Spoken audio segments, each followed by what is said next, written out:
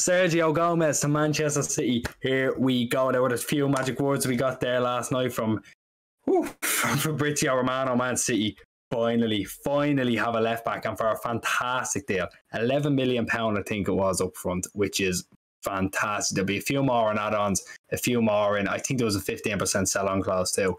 Now, having looked at this man, he looks fantastic. He can play across, he can play left back, he can play right back, left wing, central midfield. After all these years, City have finally replaced James Milner. It's a great time to be alive. It is really and truly. I'm so happy we finally have a left back. He's not the only one though, but we'll get into that later. Joe, what do you think to Sergio Gomez deal? I don't think you've got much on it. There isn't really too much to add. We know it's going to happen. It's just pending an official club announcement, which you'd assume would happen after the weekend, if not right now.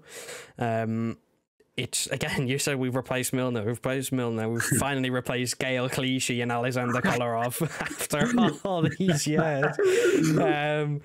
God, I'm just so happy we've actually finally got a natural left back. Hopefully this one works out. He's good on paper. You say natural. You told me the other day you packed him in FIFA and he was a right mid. Listen, we don't speak about FIFA. It's very false, very, very false. We don't speak about those things. But no, I think it was the rising ballers graphic that I saw put up where he's across his career.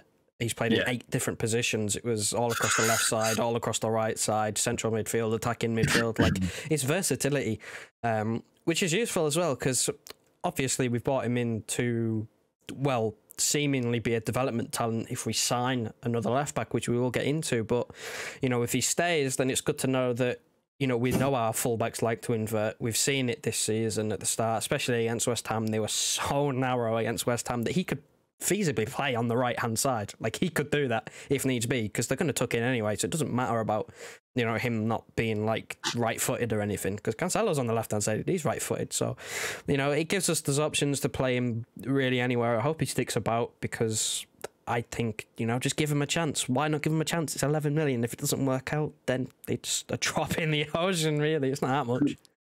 That's it. That is exactly it. And I do stand by it. I think he should be. I think there were talks of him now. He's been given a chance in training, and Pep's going to evaluate it from there. I hope he smashes it. I think we it's not that we need him in there, but we need someone who can cover all bases. Because again, you're talking about that West Ham game. He could be perfect dropping into that midfield position. He's literally, I think I made the joke there last night, he's Cancelo like. He is someone who can just drop into the midfield. But I think we can kind of leave that there. We know what's happening. We know he's in Manchester. I think he landed there about 25 minutes ago as per Jason Burr. But let's get into the other ones. The senior left backs that were mentioned. First off, Raphael Guerreiro seems to be the name that's floating about. I know we were going to go with someone else for it, so I'll stretch it up, right? Raphael Guerreiro seems to be the name that's been floated by Sam Lee, Paul Ballas. And I think Sky Sports have gotten their name on it too. He's a good player. He's definitely a good player, a very attacking player. I think he played on the left side of pretty much a 5 at Dortmund. He got forward, he could take a few free kicks. The problem is, though, he plays on one leg half the time. But if he can stay fit, I'd be really, really interested in him, Joe. What do you think? It's another one that would fit our system, really, because if we're going off this FIFA logic from our pal Sergio Gomez, he was actually a left midfielder. He was originally a winger, but he wasn't really fast enough, so they kind of just played him at fullback and made it work. So realistically, if he's sort of maybe like a Zinchenko light, I don't know really how good he is. I don't watch Dortmund too much, if I'm going to be honest. I know he's high rated on FIFA, but again, he's FIFA. Come on, lads. So he would fit our system, I think, with his on-ball ability. Like, he seems that his strongest point would probably be his technical ability. If he's not, you know, if he's a winger and he's been pushed back, he's probably not fast enough, or, you know, there's something not quite there that would seem suited for otherwise. So I think he would fit. He's got a year left on his contract, which has helped. It's not going to cost us an arm and a leg to get him, because they've lost Haaland. They don't really want to sell. They know they're probably going to lose Bellingham in a couple of years. They don't really want to sell too many other players, but with a year left on his contract, if there's interest from elsewhere, like a bigger club, no disrespect to Dortmund, but they're not challenging for league titles. Bayern Munich exist. So he might go, look, there's interest in me, I want out, and they don't really have a leg to stand on if that happens, because again, he's got a year left on his contract. He's in what would be considered the prime of his career. Whether it is actually his prime, I don't know. I haven't really watched a whole lot of him, to be honest. He's 28. So yeah, it's a really interesting one. It's one that kind of came out from nowhere. A few years ago we were linked to him, but it kind of went quiet for a bit. A few years went by, we weren't linked to him. It was it's just dead in the water, really, and it's come out again. I don't know whether that's just because he's got a year left, or whether it's just, you know, City putting the name out saying, you know, we're interested in signing a more senior figure at left back, seeing who's available. I don't know. I'm not totally against it because he would be a backup. Like, it's not a bad backup. He's got experience. He's got Champions League experience. Like, it's not a bad option. Would it be my first choice? Probably not. But I mean, we're like a few days from all the major leagues starting, so realistically, can you get your first choice? It would be very difficult. I think it would have to be. It's very similar to that Tagliafico thing a couple of years ago, where he was coming up to the end of his contract. He wanted to go to a bigger club, and he only got that move this year. So you never know what's going to happen in regard to Guerreiro. I can see it happening for sure, because again, you said we were linked to him ages ago. We're linked to him now, and it's not just small sausage pushing. This is Sam Lee. This is Paul Ballas. These are the boys in the Atletico who know what they're talking about. I can see the sport and legs now, but he's not the only one that we've been linked to. I think they came out earlier, Renan and Lodi, who is, you know, we've seen him play before. He scored at Old Trafford. He played against us. We knocked him out, if you don't remember very well. He's a fantastic player. He's really good at getting it forward again. He can suit that kind of drop into midfield position. He's Brazilian, I suppose. I'll speak Portuguese. He can link up with this. Same with Guerreiro. Everyone can link up speaking Portuguese. Portuguese Blues they're kind of going crazy now at the minute. But I think it's kind of dead in the water. I think Romano said earlier that he was appreciated, but it's dead in the water. There's no talks progressing. So that's kind of a bit of a bummer, Joe. We'll give you a little quick thoughts on him. Yeah, I mean, there's no real point going too much in depth, considering Romano said that he's been a target since July, but talks aren't progressing as right now. It's the deal is off. I don't even think the deal's on in the first place, personally. I think it's just interest. I think he's another player that we've been linked to previously. I don't think as intense as Guerreiro. I think he just might have been floated around a couple times. There's obviously things circulating that he's got a €120 million release clause as well, which, again, like, Madrid might play. I don't know how long's left in his contract, but if they play hardball because their season's about to start, then there's relatively no chance they're going to pay that. I don't see this one happening. I don't even see there's a chance of this one happening.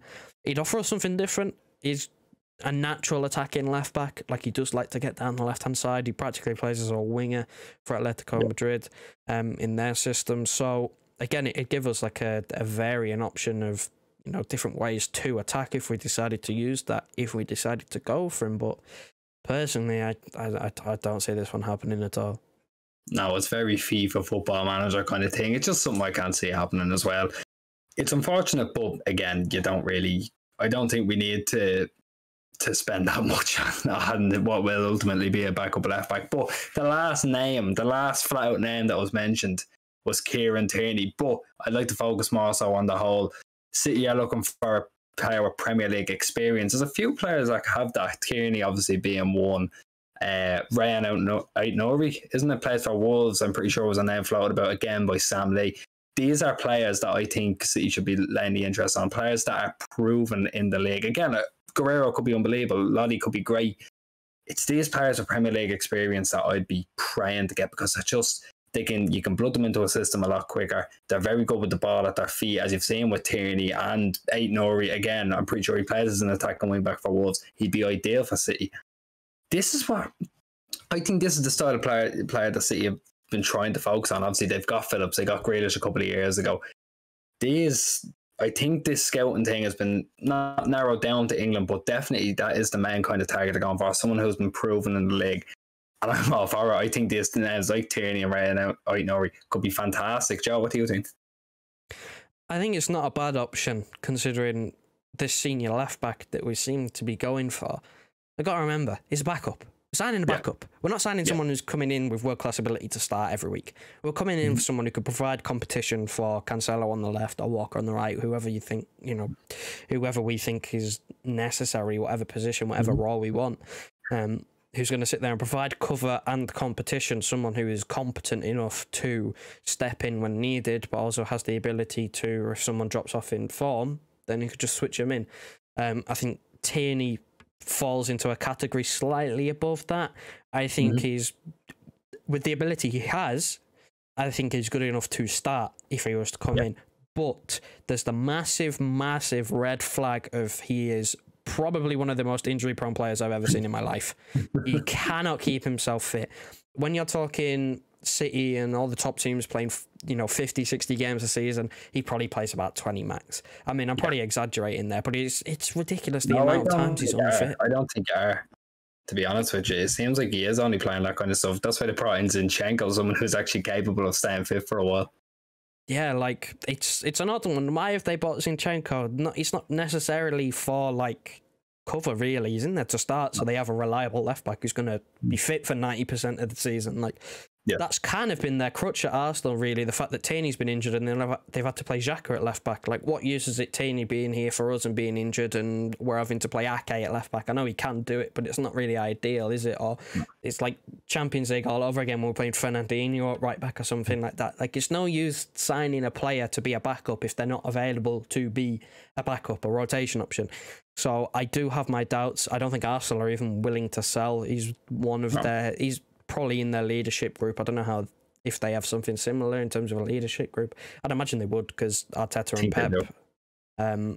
I know he's won the armband for Arsenal, so I think they'd be reluctant to sell, because when he does play, he is very, very good. And again, another attacking player. He can also fill in at a left-sided centre-half. Like, he can do that. He plays there for the Scotland national team. I think it's left side of a 3, but there's no reason why he couldn't do that of a 2. But again, don't see it happening. Would love a Premier League experienced player. Fabian Delph, my guy Fabian Delph, Premier League champion Fabian Delph, still a free agent. It's never happening. I don't think I really want it to happen. It's just kind of a laugh, really. But it's one of those where it's like, Aitner is kind of Premier League proven. Like, he's been in the league for 2 years, one on loan and the full season permanent at Wolves. It's not a bad option. Attacking fullback again, plays left side of a 5. Like, it's Premier League proven, I would say, because if he's still in the league, then like, players don't really get more than 2 seasons. Let's be honest. In this league, it's very unforgiving. You need the technical ability and also the physical ability to be able to play in this league. Like, it's probably one of the most intense leagues in football, at least at the moment, with the styles of play. So, signing someone in this league would not be a bad option. You just have to go for the right player, the one that can stay fit and the one that is evidently good enough. I don't know who that is. Obviously, Borna Sosa from the Bundesliga. That's gone quiet, thank God. I genuinely didn't know who he was until we were linked.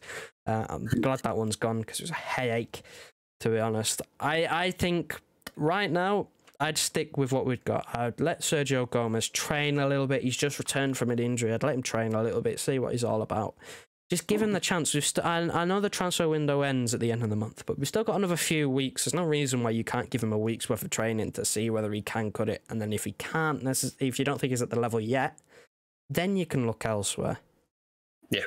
I think that's it. That has to be the way, unfortunately, for Gomez. Again, I think they might have to take a little bit easy on him, considering he's come back from an injury as well. But they're the left backs who've been linked with. I don't know how long this video is. There's a lot of players, so I presume if you made it this far, fair play to you. But that's the thoughts. I hope we sign someone, but I hope it's not Borna Sosa. So thanks very much for watching, and we'll see you for Bournemouth.